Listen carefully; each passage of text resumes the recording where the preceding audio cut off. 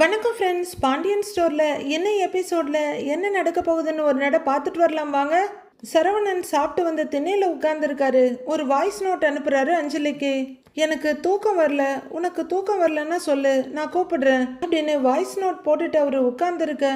கோமதி உள்ளேருந்து வர்றாங்க. கதவு ரெண்டு விரிய திறந்து கிடக்கு. நாம கதவை சாத்திட்டு தானே போனோம் அப்படின்ற கோமதி வெளியே பார்த்துட்டு லைட்டெல்லாம் வேற எரியுது அப்படின்னு சொல்லிக்கிட்டே வெளியே வர்றாங்க. அவங்க நிலப்படியை தாண்டி ரெண்டேட்டு வந்ததுமே அங்க சரவணன் உட்கார்ந்து இருக்கத பாத்துடுறாங்க. அப்படியே பக்கத்துல வந்து டேய் சரவணன்னு கூப்பிட அம்மா அப்படின்னு திண்ணையில இருந்து இறங்கி நிக்கிறாரு. என்னடா பண்ணிட்டு இருக்கன்னு கோமதி கேட்க அது அம்மா வந்து போனன்னு வார்த்தைங்களை பிச்சு போட்டுக்கிட்டு இருக்காரு. டேய் மணி என்ன ஆகுது தெரியுமா இல்லையா, தூங்கலாமா இல்லையா அப்படின்னு கோமதி கேட்க, இல்லம்மா எனக்கு தூக்கம் வரலம்மா, நான் அப்புறமா தூங்கிக்கிறேன், நீ உள்ள போ அப்படின்னு சரவணன் அம்மா கிட்ட சொல்லிட்டு இருக்கும் போதே அவரோட மொபைல்ல கிளிங் கிளிங்னு சவுண்டு வருது. சரவணன் ஒரு சங்கடத்தோட மொபைல் எடுத்து பார்த்துட்டு இருக்க. யாரடா உனக்கு மெசேஜ் பண்றதுன்னு கேக்குறாங்க கோமதி. அம்மா அது ஃப்ரெண்டோட பேசிக்கிட்டு இருந்தேம்மா அப்படின்னு சரவணன் சொல்ல, ஏய் பொய் சொல்லாத அப்படின்னு ஒரு விரலை நீட்டி மிரட்டுறாங்க கோமதி. அம்மா நிஜமாவே ஃப்ரெண்டுக்கிட்ட தாம்மா பேசிக்கிட்டு இருந்தேன் அப்படிங்கிறாரு சரவணன். ஏன் உன் ஃப்ரெண்டுங்க யாருமே ராத்திரியில் தூங்க மாட்டாங்களா அப்படின்னு கோமதி கேட்க, அம்மா நீ என்னம்மா சின்ன பையன்கிட்ட கேள்வி கேட்குற மாதிரி கேட்டுக்கிட்டு இருக்க அப்படின்னு சரவணன் கேட்குறாரு. டேய் நீ சின்ன பையன் மாதிரி நடந்துக்கலன்னா நான் கேள்வி கேட்க மாட்டேன், ஆனா நீ அப்படிதான் நடந்துக்கிற. வாழ்க்கையோட முக்கியமான கட்டத்தில் இருக்கிற நீ இப்போ இன்னும் கொஞ்ச நாள்ல உனக்கு குழந்தை பொறுக்க போகுது. நீ எடுக்கிற ஒவ்வொரு முடிவும் உன்னை மட்டும் இல்ல அந்த குழந்தையையும் சேர்த்து பாதிக்கும் அப்படின்னு கோமதி சொல்ல, அம்மா இப்ப எதுக்குமா இதெல்லாம் சொல்லிக்கிட்டு இருக்கிற அப்படின்னு சரவணன் கேட்க, கோமதி அழுத்தமா ஒரு பார்வை பார்த்துட்டு நான் எதுக்கு சொல்றேன்னு உனக்கே புரியும், எது பண்றதா இருந்தாலும் யோசிச்சு பண்ணு, அப்புறம் நீயும் அவஸ்தப்பட்டு குடும்பமும் கஷ்டப்படுற மாதிரி ஆயிடும்டா அப்படின்னு கோமதி சொல்ல, சரவணன் கொஞ்சம் வெறுப்போட முகத்தை திருப்பிக்கிறாரு. இதோ பாரு, என்ன மேல மேல பேச வைக்காத, போனை எடுத்து வச்சுட்டு தூங்குற வழிய பாரு அப்படின்னு கோமதி ஸ்ட்ரிக்டா சொல்ல, அம்மா அப்படிங்கிறாரு சரவணன். போடா அப்படின்னு கோமதி சொல்ல பேசாம உளர போறாரு சரவணன். கோமதி வருத்தமும் கலக்கமுமா அங்க நின்றுட்டு இருக்காங்க. அடுத்த நாள் பொழுது அழகா விடியுது. டைனிங் டேபிள்ல ஒரு பக்கம் அரிசியும் ஆப்போசிட்ல ராஜியும் உட்காந்து படிச்சுட்டு இருக்க. பாட்டி உட்காந்து பெரிய பெரிய கொட்டாவிங்களை விட்டுட்டு இருக்காங்க. அதோட கையில இருக்க காஃபியை ஊதி ஊதி அவங்க குடிச்சிட்டு இருக்க. பாண்டியன் ரூம்குள்ள இருந்து அங்க வந்து உட்கார்றாரு. என்னப்பா அப்படிங்க. மாமா அப்படிங்கிறாங்க ராஜி. இன்னைக்கு கிளாஸ் இல்லையாப்பா அப்படின்னு கேட்க, இன்னைக்கு கிளாஸ் மத்தியானம் தான் மாமான்றாங்க ராஜி. அப்படியே அவரு ஸ்மைல் பண்ண ராஜியும் ஒரு ஸ்மைலை கொடுத்துட்டு அடுத்த வேலையை பாக்குறாங்க. அடுத்து பாண்டியன் பாட்டிய பார்த்து, அத்தை என்னத்த இப்ப போய் காஃபி குடிச்சிட்டு இருக்கீங்கன்னு கேக்குறாரு. இப்பதான் மாப்பிள்ளை எந்திரிச்சேன் அதாங்கிறாங்க பாட்டி. ஏன்னா பாண்டியன் கடைக்கு கிளம்பி கையில பையோடு வந்து உட்கார்ந்துருக்காரு. உட்கார்ந்துருக்கவரு பாட்டிக்கிட்ட கேட்டுட்டு, கோமதி கோமதின்னு கூப்பிட, இதோ வர்றேங்க அப்படின்னு கோமதியோட வாய்ஸ் கேக்குது. வந்துட்டேங்க அப்படின்னு வந்து நிக்கிற கோமதி என்னங்கன்னு கேக்குறாங்க. கோமதி நான் மதியம் வீட்டுக்கு வர்றது சந்தேகம்தான், நீ கடைக்கு சாப்பாட்டை கொடுத்து விட்டுடு அப்படின்னு சொல்ல எல்லாருமே பாண்டியனை ஒரு பார்வை பார்த்துட்டு மறுபடியும் வேலையை பாக்குறாங்க. சரிங்க அப்படின்னு கோமதி சொல்ல, சரி எனக்கு கொஞ்சம் காஃபி கொடுக்குறியான்னு கேக்குறாரு அவரு. அப்போ கதிர் அங்க வர்றாரு. அடுத்து கோமதி ஏதோ சொல்ல வர, ஏய் கிளாஸுக்கு போக வேணாமா, நான் டிராப் பண்ணவான்னு கதிர் கேட்க, முத நாள் கதிரும் சித்தப்பாவும் பேசிட்டு இருந்ததை கேட்டதுல கடுப்பா இருக்க ராஜி அவரை நிமிந்து கூட பார்க்காம, எனக்கு இன்னைக்கு மத்தியானம் போனா போதும் நானே போய்க்கிறேன்றாங்க. டேய் உனக்கு டிஃபன் எடுத்துட்டு வருவான்னு கோமதி கேக்குறாங்க. சரிங்கம்மா அப்படின்னு கதிர் சொல்ல, அம்மா உனக்கு அப்படின்னு பாட்டிக்கிட்ட கேக்குறாங்க கோமதி. கொஞ்ச நேரம் ஆகட்டுமா அப்படின்றாங்க பாட்டி. உடனே அரசி நிமிந்து பார்த்து, அம்மாச்சிக்கு இன்னும் தூக்க கலக்கம் போகல போல இருக்கு அதான் அப்படின்னு அரசி சொல்லிட்டு இருக்கவே இன்னொரு பெரிய கொட்டாவி விடுற பாட்டி அப்படின்னு அடுத்து பேசக்கூட முடியாம இருக்காங்க. நின்னுட்டு இருந்த கதிர் சேரை இழுத்து போட்டு உட்கார்ந்துக்கிறாரு. அவரு ராஜிய கொஞ்சம் அன்னீசியா பார்க்க ராஜி கடுப்பா முறைச்சிட்டு இருக்காங்க. பாண்டியன் மறுபடியும் பாட்டிய பார்த்துட்டு, ஏன் ராத்திரி சரியா தூங்கலையா நீங்க அப்படின்னு கேட்க, மறுபடியும் ஒரு கொட்டாவியை விட்டுட்டு, பேசுறதுக்கு முயற்சி பண்றாங்க பாட்டி. ஒருவேளை உங்க பையன் பழனிக்கு குழந்தை பிறக்க போகுதுன்ற சந்தோஷத்துல தூங்காம இருந்துட்டீங்களோ அப்படிங்கிறாரு பாண்டியன். சந்தோஷம்லாம் ஒரு பக்கம் இருக்குப்பா, ஆனா நான் தூங்காததுக்கு காரணம் அது இல்ல அப்படின்னு பாட்டி சொல்ல வேற என்னங்கிற மாதிரி பாத்துட்டு இருக்காரு பாண்டியன். கதிரும் பாட்டியவே பாத்துக்கிட்டு இருக்காரு. ஆனா அவரு மைண்ட்ல எப்படி அம்மாச்சி அனுப்புறதுன்ற பிளான் தான் இருக்கு. ராத்திரி எல்லாம் சரியான தூக்கமே இல்ல, ஒரே வெக்கையா இருந்துச்சு, வேர்த்து கொட்டிக்கிட்டே இருந்துச்சுப்பா, என்னால தூங்கவே முடியல அப்படின்னு பாட்டி சொல்ல பாண்டியனும் ஆமா அத்தை, வெயில் காலம் ஆரம்பிச்சிருச்சுல, இன்னும் 2 மாசத்துக்கு வெக்க தாங்க முடியாதுங்கிறாரு. ஆமா ஆமா அப்படின்னு பாட்டியன் தலையாட்டி வைக்கிறாங்க. உடனே அரசி பாட்டி பக்கம் திரும்பி அம்மாச்சி அங்க உங்க ரூம்ல ஏசி எல்லாம் இருக்கா அப்படின்னு கேட்க ஆமாமாங்கிறாங்க பாட்டி. வெயில் காலத்துல மட்டும்தான் போட்டுக்குவேன், படுத்த அடுத்த நிமிஷமே அப்படியே அடிச்சு போட்ட மாதிரி தூங்கிடுவேன் அப்படின்னு பாட்டி சொல்ல அரசி ஆன்னு சிரிக்கிறாங்க. ராஜியன் சின்ன ஸ்மைலோட வேலையை பாக்குறாங்க. இதெல்லாம் பார்த்துட்டு இருக்க பாண்டியன் அத்தை ஏசில எல்லாம் தூங்கி பழக கூடாது அத்தை, உடம்புக்கு கெட்டது அப்படின்னு பாண்டியன் சொல்லிட்டு இருக்க கோமதி பிளேட்ல தோசையை வச்சு சாம்பாரை ஊத்தி எடுத்துட்டு வந்து கதிர் முன்னாடி வைக்கிறவங்க அம்மா இவர் இப்படிதாம்மா சொல்லிட்டு இருப்பாரு, இவர் சொல்றதெல்லாம் பெருசா எடுத்துக்காத அப்படின்னு சொல்லிக்கிட்டே பாண்டியன் கிட்ட போய் காஃபியை கொடுக்கறவங்க வேணும்னா உன் ரூமுக்கு ஒரு ஏசியை வாங்கி மாட்டிடலான்றாங்க கோமதி. ஆஹாஹா வேண்டாம் அப்படின்னு பாட்டி சிரிப்போட சொல்ல எதுக்கு தேவையில்லாம இங்க ஒரு ஏசியை வாங்கி மாட்டிக்கிட்டு அதை விட ஈஸியா ஏசி இருக்க வீட்டுக்கு அம்மாச்சி போறது தானே கரெக்டா இருக்கும் அப்படின்னு கதிர் படக்குன்னு சொல்லிட எல்லாருமே திகைச்சு போய் பாக்குறாங்க. ஆனா பாட்டி அதை புரிஞ்சுக்காம எங்கடா போக சொல்றேன்னு சிரிப்போட கேக்குறாங்க. உங்க பசங்க வீட்டுக்கு தான் அப்படின்னு அழுத்தமா சொல்றாரு கதிர். பாட்டி அப்பவும் அந்த விளையாட்டை நினைச்சு சிரிச்சிட்டு இருக்காங்க. ஆனா கோமதி சீரியஸ் ஆகி டேய் என்னடா சொல்ற நீ அப்படின்னு மிரட்டுறாங்க. இல்லம்மா அங்க இருக்க பிடிச்சிருக்குன்னா அங்கதானே இருக்கணும்னு கதிர் சொல்ல இப்பதான் விளையாட்டு இல்ல, பேரன் ஏதோ சீரியஸா பேசுறான்ற மாதிரி புரிஞ்சுக்கிற பாட்டியோட முகத்துல இருந்த சிரிப்பு அப்படியே காணா போயிடுது. கோமதி பாண்டியன் எல்லாருமே அதிர்ச்சியோட பாக்குறாங்க. ஆனாலும் பாட்டி சமாளிச்சுக்கிட்டு நான் எப்படா அங்க இருக்க பிடிச்சிருக்குன்னு சொன்னேன் அப்படின்னு அவங்க கேட்க இல்ல நானும் பாத்துக்கிட்டு தான் இருக்கேன், நீங்களும் வந்ததுல இருந்து பல தடவை அந்த வீட்டை பத்தியே தான் பேசிக்கிட்டு இருக்கீங்க அப்படின்னு கொஞ்சம் கடுமையான வாய்ஸ்ல சொல்றாரு கதிர். இவ்வளவு நேரம் விளையாட்டு பேச்சுன்னு நினைச்சுக்கிட்டு இருந்த அரசியும் படக்குன்னு திரும்பி பாக்குறாங்க. ஏன் கதிர் எதனால நீ இந்த மாதிரிலாம் பேசிட்டு இருக்கன்னு ராஜியும் பாக்குறாங்க. அங்கதான் ஹீட்டர் இருக்கு, ஏசி இருக்கு, வாஷிங் மிஷின் இருக்கு, அது இருக்கு இது இருக்குன்னு சொல்லிக்கிட்டே இருக்கீங்க அப்படின்னு கதிர் கொஞ்சம் கோவம் இருக்க மாதிரி சொல்றாரு. அது ஏதோ சும்மா சொல்லிக்கிட்டு இருந்தேன், அதுக்கு என் பேராண்டிக்கு கோவம் வந்துருச்சோ அப்படின்னு பாட்டி கொஞ்சம் விளையாட்டா மாத்துறதுக்கு பேசிட்டு இருக்காங்க. ஆனா கதிர் விட்டு கொடுக்க ரெடியா இல்ல. அங்க மட்டும்தான் எல்லாம் இருக்கிற மாதிரியும் எங்க வீட்டுல ஏதோ வழி இல்லாத மாதிரி சொன்னா எங்களுக்கெல்லாம் வலிக்கும் தானே அப்படின்னு கதிர் எங்கேயோ பார்த்துக்கிட்டு சொல்ல வாய்க்கிட்ட கொண்டு போன காஃபி டம்ளரை அப்படியே நிறுத்திட்டு பாக்குறாரு பாண்டியன். அவரோட கை தன்னை போல கீழே இறங்குது. ராஜிக்கு திக்குன்னு இருக்குது. கதிரை பார்த்து எதுக்கு நீ இப்ப இப்படி பேசிட்டு இருக்கன்னு கேக்குறாங்க. போற இடத்துல எல்லாம் எல்லா வசதியும் பண்ணி கொடுக்க முடியுமா? ஒண்ணு இருக்கிற வசதியில வாழ பழகிக்கணும், இல்ல எங்க வசதி இருக்கோ அங்க போகணும்னு கதிர் சொல்ல என்னங்க இவன் இப்படி பேசுறான் அப்படின்னு கோமதி அதிர்ச்சியோட பாண்டியன் கிட்ட கேட்க பாண்டியன் தெரியலையடி அப்படின்னு அவரும் அதிர்ச்சியோட சொல்றாரு. பாட்டியோட முகம் ரொம்ப கசங்கி போயிடுது. ரொம்ப தடுமாறி போய் அழுகிறதுக்கு ரெடியா இருக்காங்க. உடனே பாண்டியன் டேய் அப்படின்னு கூப்பிட கதிர் திரும்பி பார்க்கறாரு. என்னடா ஓவரா பேசிக்கிட்டு இருக்கிற, வாய் ரொம்ப நீளுது அப்படின்னு பாண்டியனும் கத்துறாரு. நான்லாம் கரெக்டா தான் பேசுறேன், அங்க இருக்க பிடிச்சிருக்குன்னா அங்கேயே போக வேண்டியது தானே அப்படின்னு கதிர் சொல்ல டேய் என்னடான்னு கோமதியை மிரட்டுறாங்க. நான் எப்பப்பா அப்படி சொன்னேன் அப்படின்னு அழாத குறையா கேக்குறாங்க பாட்டி. நீங்க பேசுறதெல்லாம் பார்த்தா அப்படிதான் இருக்கு அப்படின்னு கதிர் சொல்ல எனக்கு அப்படி எந்த எண்ணமும் இல்லையேப்பா, ஆனா நீ பேசுறத பார்த்தா நான் இங்க இருக்கிறது உனக்கு பிடிக்கலையோன்னு தோணுது அப்படின்னு பாட்டி சொல்ல கோமதி ரொம்பவும் வருத்தமும் அதிர்ச்சியுமா என்னங்க அப்படின்னு கூப்பிட பாண்டியன் அவங்கள பாக்குறாரு. அம்மா இவன் ஒருத்தமா, இவன் ஒரு சின்ன பையன், அறிவில்லாம பேசிக்கிட்டு இருக்கிறான், நீ அதெல்லாம் பெருசா கண்டுக்காதம்மா அப்படின்னு கோமதி சொல்ல பாட்டிக்கு கண்ணீர் வடிய ஆரம்பிச்சிருது. ஆஹா இல்ல அவனுக்கு நான் இங்க இருக்கிறது பிடிக்கலன்னு நினைக்கிறேன், வெளியில போங்கிற மாதிரி பேசுறான்னு கண்ணீரை தொடைக்கிறாங்க அவங்க. அத்தை இவன் கிடக்குறான் அத்தை அப்படின்னு பாண்டியன் சொல்லிட்டு இருக்க கதிர் முகத்தை வெடுக்குன்னு திருப்பிக்கிறாரு.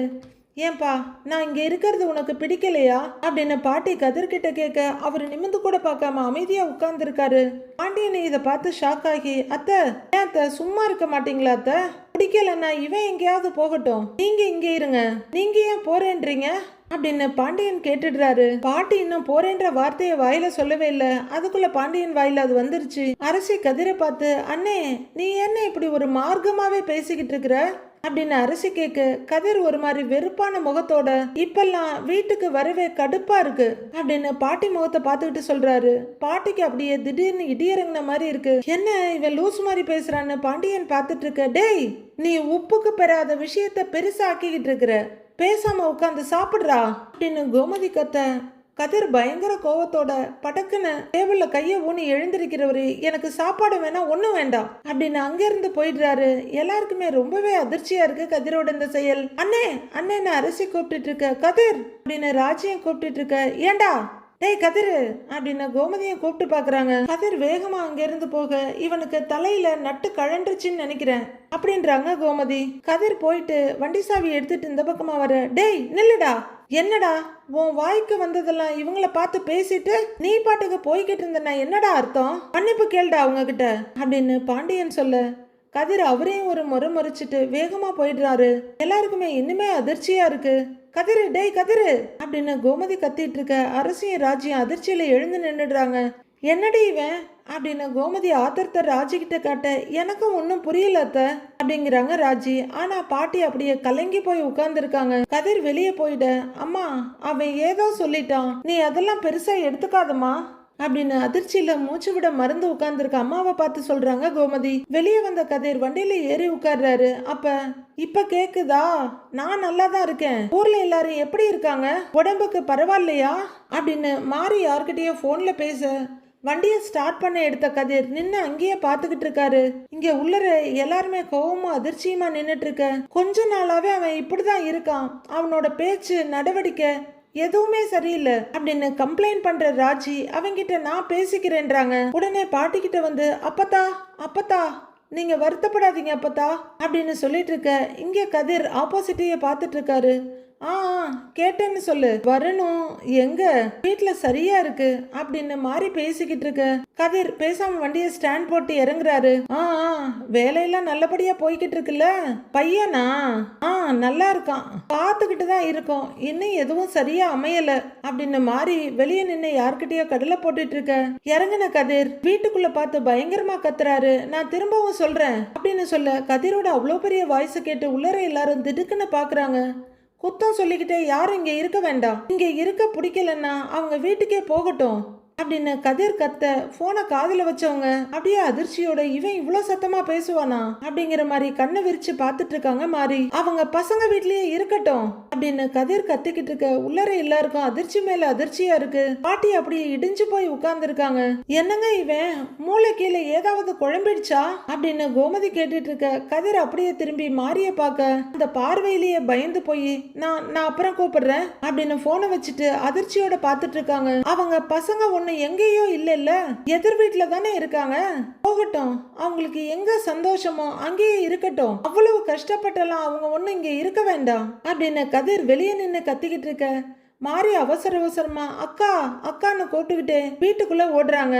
இங்க கோமதியை ரொம்ப இடிஞ்சு போய், ஏங்க மூளை கீழே குழம்பிடுச்சாங்க, தெருவுல நின்னு கத்திக்கிட்டு இருக்கிறான் இவன அப்படின்னு பயங்கர கோவத்தோட கோமதி வெளியே வர, கூடவே ராஜியும் பயங்கர கோவத்தோட வர்றாங்க.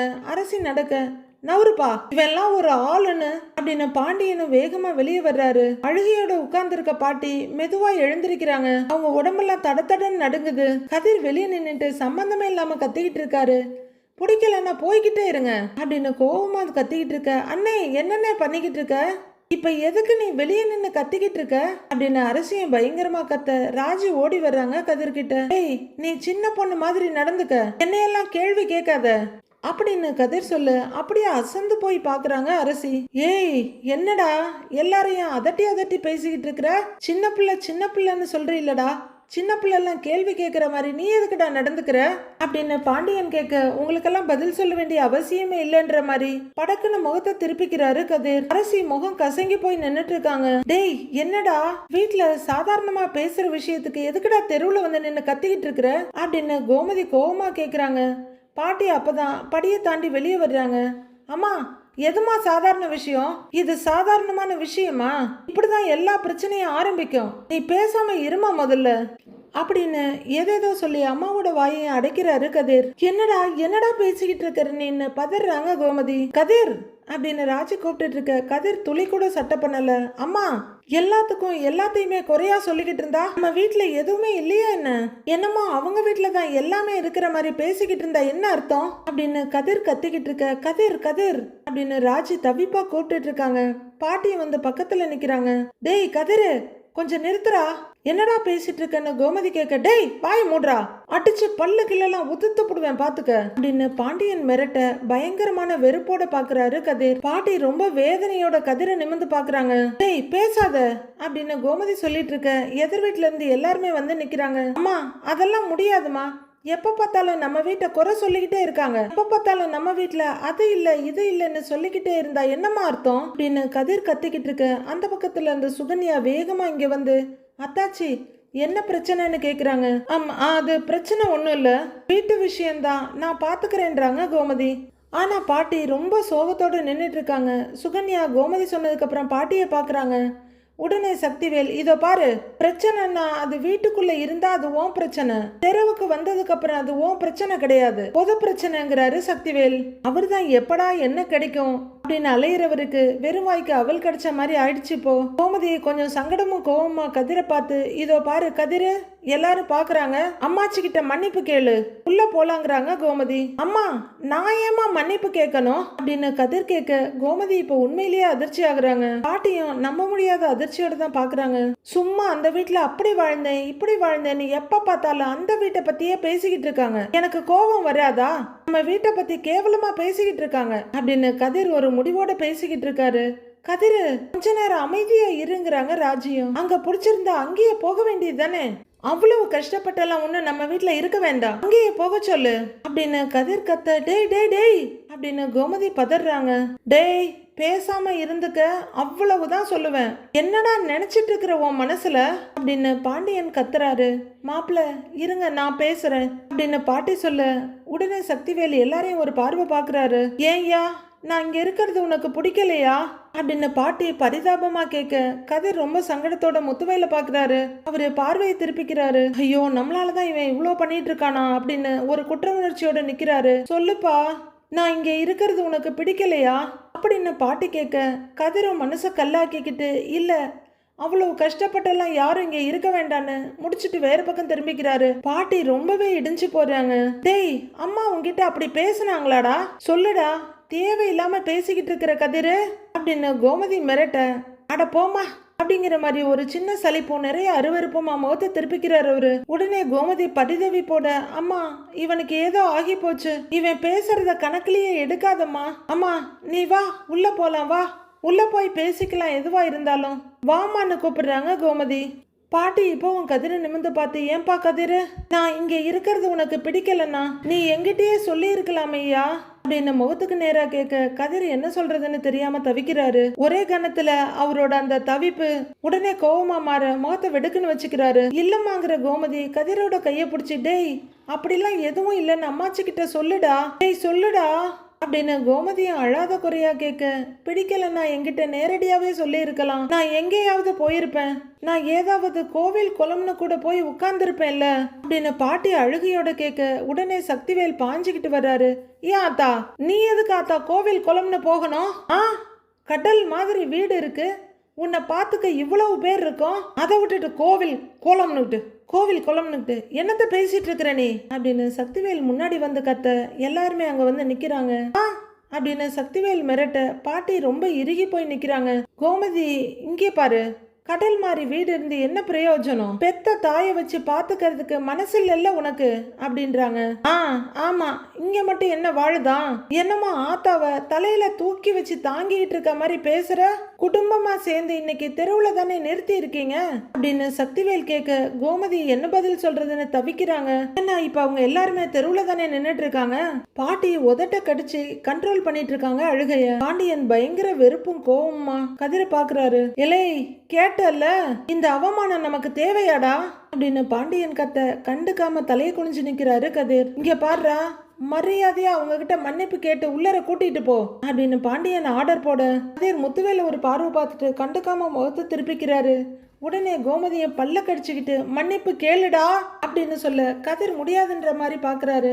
உடனே குமரவேல் பயங்கர தவி போட, அப்பத்தா அப்படிலாம் நீங்க இங்க இருக்கணும்னு அவசியமே இல்ல அப்பத்தா, நீங்க வாங்க, நம்ம வீட்டுக்கு வாங்க அப்பத்தா அப்படின்னு கூப்பிடுறாரு. டேய் நீ வாயை மூடுறா, உங்க அப்பா வந்து எங்க அம்மாவை தெருவுல கொண்டு வந்து விடுவாரு, அப்புறம் வீட்டுக்கு வர சொன்னா உடனே நாங்க அனுப்பி விட்டுறணுமாடா அப்படின்றாங்க கோமதி. உடனே சக்திவேல், இத பாரு, உன் குடும்பம் என்ன பண்ணிட்டு இருக்குது, நீ பெத்தது என்ன பண்ணிட்டு இருக்குது, அதான் ஆத்தால தெருவுல கொண்டு வந்து நிறுத்திட்டீங்களே அப்படின்னு சக்திவேல் கத்த கோமதி ரொம்பவே சங்கடத்தோட பாண்டியனை பார்க்க பாண்டியனும் ரொம்ப சங்கடத்தோட நிக்கிறாரு. ஆனா கதிர் நான் கொஞ்சம் கூட இழக மாட்டேன், இப்படியே தான் இருப்பேன்னு நிக்கிறாரு. வடிவு கதிரை பார்த்து, தம்பி கொஞ்சம் அமைதியா பேசுங்க தம்பி, அத்தைய அழ வைக்காதீங்கன்றாங்க. அண்ணி எனக்கு அன்னைக்கே தெரியும் இந்த பஞ்ச குடும்பத்தெல்லாம் நம்பி போனா ஆத்தா இப்படிதான் வந்து நிக்கும்னு அப்படின்னு சக்திவேல் சொல்ல வடிவும் முகம் சுருங்க சங்கடத்தோட பாக்குறாங்க. பாட்டி தான் பாவம் பரிதாபமா நின்னுட்டு இருக்காங்க. உடனே சக்திவேல் பாட்டி பக்கம் திரும்பி, ஆத்தா தெரியாம கோவத்துல அப்படி பேசிட்டேன், இதோ இருக்கானே நான் பெத்த புள்ள அப்படின்னு குமரவேல் கழுத்துல கைய போட்டு படக்குன்னு முன்னாடி இழுக்கிறாரு. இவன் கல்யாணத்தை நிறுத்திட்டேன்ற கோவத்துல அப்படி பேசிட்டேன், அதுக்காக கிளம்பி போய் மக வீட்டுல உட்கார்ந்துக்குவியா ஆத்தா, பாரு இன்னைக்கு எல்லாரும் அசிங்கப்பட்டு நிக்கிறோம் அப்படின்னு சக்திவேல் சொல்லிட்டு இருக்க பாட்டி முகத்துல எந்த உணர்ச்சியும் இல்ல, அப்படியே கல்லு சில மாதிரி நிக்கிறாங்க. இதோ பாரு, மக வீட்டுல எந்த பிரச்சனையும் இல்லை, நாங்க நல்லா தான் பாத்துக்கிட்டோம் அப்படின்னு கோமதி சொல்ல, பாத்துக்கிட்டேன், ரொம்ப நல்லா பாத்துக்கிட்ட லட்சணம் தான் தெரியுது அப்படின்னு அவங்க அம்மாவை தலையில இருந்து கால் வரலும் கைய காட்டுறாரு. இப்படி அவமானப்பட்டு மானம் கெட்டு போய் அங்க இருக்கணுமா, நீ நம்ம வீட்டுக்கு வா ஆத்தா, உன்னை தங்க தட்டுல வச்சு பாத்துக்கிறோம் ஆத்தா அப்படின்னு சக்திவேல் கூப்பிடு. முத்துவேல ஒரு பார்வை பாக்குறாரு. பாட்டி அப்படியே நின்னுட்டு இருக்க, ஆத்தா இனிமே உன்னை ஒரு வார்த்தை கூட அப்படி பேச மாட்டேன் ஆத்தா, வந்துரு ஆத்தா, நான் சொல்றத கேளு ஆத்தா அப்படின்னு சக்திவேல் கூப்பிட்டு இருக்காரு. அம்மா நீ அவர் பேசுறத கேட்காதம்மா, வாமா வா உள்ள போலாம் வாமா அப்படின்னு கோமதி கூப்பிடுறாங்க. அப்பத்தா நீங்க ஃபர்ஸ்ட் வாங்க அப்பத்தா அப்படின்னு ராஜி கூப்பிட இன்னமும் ஒரு சின்ன நம்பிக்கையோட கதிர் முகத்தை பாக்குறாங்க பாட்டி. அம்மாச்சி மேல அப்படி உனக்கு என்னையா கோவம்னு கேக்குறாங்க பாட்டி. கதிருக்கு ரொம்ப சங்கடமும் தவிப்புமா இருக்கு, கண்ணீரும் அழுகையுமா. அப்படி உன் மனசு வருத்தப்படுற மாதிரி நான் எதுவும் நடந்துகிட்டேனா அப்படின்னு பாட்டி கேட்க, ஆமா எங்க எல்லாரும் மனசும் வருத்தப்படுற மாதிரி தான் நடந்துக்கிறீங்க அப்படின்னு கதிர் பட்டு நடிக்கிறாரு. பாட்டி மட்டும் இல்ல, பாண்டியன் கோமதி ராஜி அரசின் அத்தனை பேரும் அதிர்ச்சியோட நிக்கிறாங்க. கதிர் எங்கேயோ பாத்துக்கிட்டு எல்லாத்துக்கும் ஏதோ பேசிக்கிட்டே இருக்கீங்க, ஏதாச்சும் குறை சொல்லிக்கிட்டே இருக்கீங்க அப்படின்னு கதிர் சொல்லிட்டு இருக்க பாண்டியன் பயங்கர டென்ஷன் ஆகி, ஏய் வாய் மூடுறா, அடிச்சு பல்லுகளெல்லாம் உதுத்து போடுவேன் பாத்துக்க அப்படின்னு கைய ஓங்கிட்டு வர்றவரு, என்னடா பேசிட்டு இருக்கிற அப்படிங்கிறவரு, ஏன்த்த இவெல்லாம் ஒரு ஆளுன்னு இவங்கிட்ட எல்லாம் போய் பேசிட்டு இருக்கீங்க, இவன் பேச்ச விடுங்கத்த, நீங்க உள்ளர வாங்கத்தங்கிறாரு பாண்டியன். பாட்டி அப்படியே நின்னுட்டு இருக்க, வாமா வான்னு கோமதி கைய பிடிக்கிறாங்க. உடனே சக்திவேல், இதோ பாரு அம்மா இங்க இருக்கிறது உனக்கு பிடிக்கல அப்படின்னு சொல்ல, என்ன இந்த மாதிரி பேசுறேன்னு அவங்க அண்ணனை பாக்குறாங்க. அதனாலதான் இந்த நண்டு சிண்டெல்லாம் வச்சு சண்டை போட வச்சுட்டு இப்ப அப்படியே நல்லவங்க மாதிரி எல்லாரும் நடிக்கிறீங்களா அப்படின்னு சக்திவேல் பாண்டியனையும் கோமதியையும் முறைச்சுக்கிட்டே சொல்றாரு. பாண்டியனும் முறைக்கிறாரு. இதோ பாரு தேவையில்லாம பேசுற, நீ தேவையில்லாம பேசுனன்னு வச்சுக்கோ அண்ணன்னு கூட பார்க்க மாட்டேன், மரியாதை கெட்டு போயிடும் உனக்குன்றாங்க கோமதி. நீ வாமா, எதுக்கு இங்க நின்னுகிட்டு தேவையில்லாத பேச்சு இவன அப்படின்னு கதிரை முறைச்சுக்கிட்டு அம்மாவோட கைய பிடிக்கிறாங்க கோமதி. இல்ல கோமதி, இவன் மனசுல என்னமோ இருக்கு, அத மனசுல வச்சுக்கிட்டு தான் இவன் இப்படி எல்லாம் பேசுறான் அப்படின்னு பாட்டி சொல்ல பாட்டிய பக்குன்னு பாக்குறாரு கதிர். உடனே கோமதி ரொம்பவே தவிப்போட கதிரோட கைய பிடிச்சு, டேய் மனசுல ஒண்ணும் இல்லைன்னு சொல்லுடா அப்படின்னு கேட்க அவர் அமைதியா அம்மாவை பாக்குறாரு. பாட்டி இங்க அழுகையில விசும்பிக்கிட்டு இருக்க, அப்பத்தா அப்படின்னு கூப்பிடுற ராஜி. அப்பத்தா தான் இம்புட்டு புலம்புறாங்கல்ல, வாயை திறந்துதான் ஏதாவது பேசேன் அப்படின்னு கதிர ராஜி கத்துறாங்க. மனசுல எதுவும் இல்லைன்னு சொல்லு, அப்பத்தாவை நீயே வீட்டுக்குள்ள கூட்டிட்டு வா அப்படின்னு ராஜி சொல்ல அவர் அழுத்தமா கண்ணு மூடி தருக்கிறாரு. அது என்னமோ என் தலையெழுத்து அப்படி இருக்கு, எல்லாரும் இருந்தும் நான் நிரந்தரமா ஒரு இடத்துல இருக்க முடியாது போல இருக்கு அப்படின்னு பாட்டி அழுகையோட சொல்ல, அம்மா அப்படின்னு தவிப்பா கூப்பிட்டு இருக்காங்க கோமதி. நான் போயிடுறேன், எங்கேயாவது போயிடுறேன், அப்படின்னு பாட்டி சொல்ல எல்லாரும் பதறாங்க. உடனே மாறி வேகமா முன்னாடி வந்து, நீங்க எதுக்கு எங்கேயோ போகணும், நம்ம வீட்டுக்கு வாங்க அத்தைன்னு கூப்பிடுறாங்க. உடனே வடிவும், அத்தை நம்ம வீட்டுக்கே வந்துருங்க அத்தை அப்படின்னு கூப்பிட, உங்க 3 பசங்களும் இங்கதானே அத்தை இருக்காங்க, வாங்க அங்க போலான்னு சுகன்யாவும் கூப்பிடுறாங்க. பாட்டி ரொம்பவே கவலையோட எல்லாரையும் ஒரு பார்வை பார்க்க, அம்மா அப்படின்னு கோமதி கூப்பிட்டுட்டு இருக்காங்க. இல்ல நான் எங்கேயாவது போயிடுறேன் அப்படின்னு பாட்டி திரும்பி நடக்க, எல்லாரும் அவங்கவுங்க ஒரு உறவு முறையை சொல்லி பாட்டியை ஓடி வந்து பிடிக்கிறாங்க. சக்திவேல் வேகமா வந்து கையை பிடிச்சுக்கிட்டு, ஆத்தா உன்னைய வீட்டை விட்டு போக சொல்லிட்டோமேன்னு ஒவ்வொரு நிமிஷமும் மனசுக்குள்ள புழுங்கிக்கிட்டே இருந்தேன். ஆத்தா தயவு செய்து நம்ம வீட்டுக்கு வந்துரு ஆத்தா அப்படின்னு கையெடுத்து கும்பிட்டுட்டு நிக்கிறாரு சக்திவேல் அழுகையோட. ஆமா வாமா, எதா இருந்தாலும் பேசிக்கலாம், அவன் அப்படி பேசுற ஆள் இல்லம்மா, எதையோ யோசிச்சு இப்படி பேசிக்கிட்டு இருக்காமா, நீ வாமா வா வீட்டுக்கு போகலாம் அப்படின்னு கோமதி கூப்பிட்டு இருக்காங்க. அத்தை அவன் ஏதோ சின்ன பையன் தெரியாம பேசிட்டான், உங்க பேரன் தானே, அவன் சார்பா நான் மன்னிப்பு கேட்டுக்கிறேன் அத்தை அப்படின்னு பாண்டியன் கைய கூப்பிடுறாரு. ஐயா அதெல்லாம் அப்படின்னு பாட்டி சொல்லிட்டு இருக்கா. ஆத்தா என்ன மன்னிச்சிரு ஆத்தா, என்ன மன்னிச்சிரு அப்படின்னு சக்திவேல் அம்மாவோட கால்லயே விழுந்துடுறாரு. என்ன மன்னிச்சிரு ஆத்தா, மன்னிச்சிரு ஆத்தா, நான் உங்க கால்லயே தலையை முட்டிக்க. எல்லாருமே பயங்கர அதிர்ச்சியோட பாக்குறாரு, முத்துவேல் உட்பட. என்ன மன்னிச்சிரு ஆத்தா, நான் தெரியாம பேசிட்டேன் அப்படின்னு அவரு கதறிக்கிட்டு இருக்க. ஐயோ விழுந்தே விட்டான் ஐயா அப்படின்னு எல்லாருமே திகைச்சு போய் பார்த்துட்டு இருக்காங்க. இனிமே இப்படியெல்லாம் பேச மாட்டேன் ஆத்தா, வா ஆத்தா வீட்டுக்கு வா ஆத்தா அப்படின்னு சக்திவேல் கதற, குமரவேலால அதை பார்க்க சகிக்கல. கோமதி இதுவரையிலும் பட்ட அதிர்ச்சி எல்லாம் என்ன அதிர்ச்சி, ஏன் நான் இப்படி, இதுவும் எங்க அம்மா காலில் விழுந்து இப்படி கதறாருன்னு கண்ணை கூட இமைக்காம வாயை திறந்து பார்த்துட்டு இருக்காங்க. பாண்டியனுமே ரொம்ப அதிர்ச்சியோட பாக்குறாரு. என்ன மன்னிச்சிட்டேன்னு ஒரு வார்த்தை சொல்லு ஆத்தா, உன் வாயை திறந்து என்ன மன்னிச்சிட்டேன்னு ஒரு வார்த்தை சொல்லு ஆத்தா அப்படின்னு கதற சக்திவேல் அப்படியே முட்டி போட்டு எழுந்து நின்று அவங்களோட கையை பிடிச்சி, உன் வாயை திறந்து என்ன மன்னிச்சிட்டேன்னு சொல்லு ஆத்தா, உன்னை வீட்டை விட்டு அனுப்புனதுக்கு என்ன மன்னிச்சுடாத்தா, மன்னிச்சுட்டேன்னு ஒரு வார்த்தை சொல்லாத்தா அப்படின்னு அவரு கதறுன்னு கதறிக்கிட்டு இருக்காரு. கைய பிடிச்சி அம்மாவோட முகத்தை நிமிந்து பார்த்து வீட்டுக்கு வாத்தான்னு கூப்பிட்டு இருக்க. எனக்கும் இதுக்கும் எந்த சம்பந்தமும் இல்லைங்கிற மாதிரி முத்துவேல் நின்னுட்டு இருக்காரு. சக்திவேல் முட்டி போட்ட வாக்குலயே கதறலோட அம்மாவோட முகத்தை நிமிந்து பார்த்து, ஆத்தா நீ வீட்டுக்கு வந்துடாத்தா, ஆத்தா வா ஆத்தா, ஆத்தா யார் வீட்லயும் நீ கஷ்டப்பட வேணாம் ஆத்தா அப்படின்னு கதறி என்ன மன்னிச்சிரு ஆத்தான்னு அவங்க கைய கண்ணுல ஒத்திட்டு அழுவுறாரு. ஆத்தா என்ன மன்னிச்சிரு ஆத்தா அப்படின்னு அவரு கதற, சுத்தி நிற்கிறவங்க எல்லாருமே கண்ணை கூட இமைக்காம அதிர்ச்சியோடவே நிக்கிறாங்க. அப்படியே கைய நீட்டி பாட்டியோட முகத்தை கையில தூக்குறவரு, ஆத்தா ஆத்தா என்ன பெத்தவளே, இனி தெரியாம கூட உன்னை ஒரு சுடுசொல் சொல்ல மாட்டேன் ஆத்தா, என்ன மன்னிச்சிரு ஆத்தா, என்ன மன்னிச்சிரு ஆத்தா அப்படின்னு கதறிக்கிட்டு இருக்க கோமதிக்கே தர்ம சங்கடமா இருக்குது. பாட்டி அப்படியே சக்தியோட முகத்தையே பார்த்துட்டு இருக்காங்க. ஆத்தா என்ன மன்னிச்சிரு ஆத்தா, நான் இனிமே எதுவுமே பேச மாட்டேன் ஆத்தா அப்படின்னு சக்திவேல் கதறல அவரு தொண்டை கம்மிடுது. அது அந்த பக்கம் ஃபுல்லா பட்டு எதிரொலிக்குது. ராஜியுமே எதையுமே நம்ப முடியாம அதிர்ச்சியோட பார்த்துக்கிட்டு இருக்க.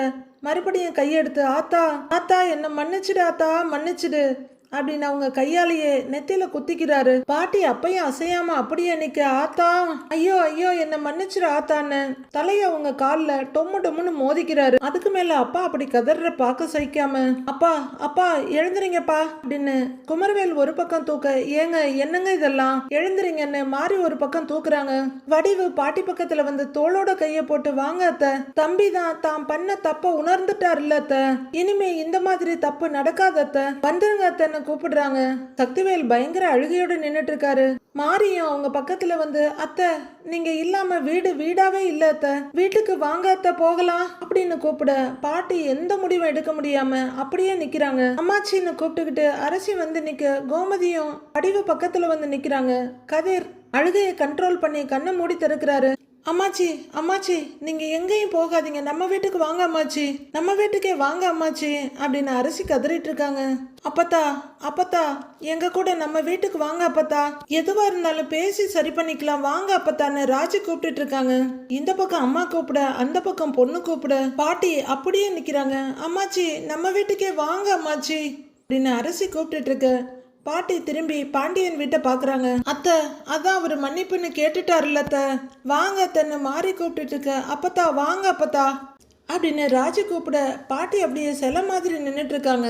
அத்தை வாங்க அத்தை அப்படின்னு மறுபடியும் மாறி கூப்பிடுறாங்க. அது வரைக்கும் அமைதியா நின்றுட்டு இருந்த முத்துவேல் ஒரேட்டை எடுத்து வைக்கிறாரு.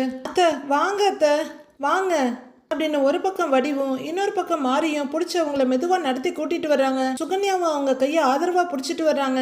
கோமதி ரொம்ப ஏக்கமும் தவிப்புமா பாண்டியனை பார்க்க, கதிர் வழியிற கண்ணீரை மறைக்க முகத்தை திருப்பிட்டு கஷ்டப்படுறாரு.